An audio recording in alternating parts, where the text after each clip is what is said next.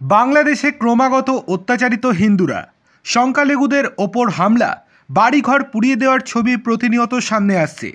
এই পরিস্থিতি নিয়ে চিন্তায় ভারত সরকার। এর মাঝেই উঠল পৃথক দেশ করার ডাক। বাংলাদেশি হিন্দুদের জন্য হিন্দু দেশ তৈরির দাবি।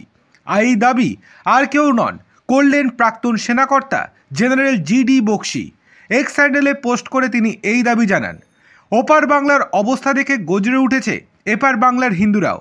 প্রতিদিন এমন নির্মম অত্যাচারের যে অভিযোগ সামনে আসছে তা দেখে আর চুপ থাকতে পারছে না কেউ। এবার মুখ খুললেন রিটায়ার্ড জেনারেল জিডি বক্সিও। তিনি বাংলাদেশি হিন্দুদের জন্য পৃথক দেশ তৈরির দাবি জানালেন। এক্স স্যান্ডেলের পোস্টে তিনি লেখেন, মোহাম্মদ ইউনূসের নেতৃত্বাধীনে বাংলাদেশ উগ্র জিহাদি দেশে পরিণত হয়েছে। গণহত্যা করে ওরা সংখ্যালঘু হিন্দুদের তাড়াতে চাইছে এবং যুদ্ধের জন্য মুখিয়ে রয়েছে।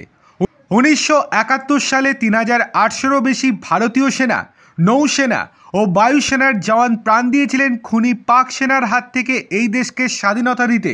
তারা আত্মবলিদান দিয়েছিলেন। কতটা অকৃতজ্ঞ হতে পারে যদি ওরা হিন্দু সংখ্যালঘুদের এভাবেই শেষ করতে চায়। তবে এটাই সম্ভাব্য উপায়।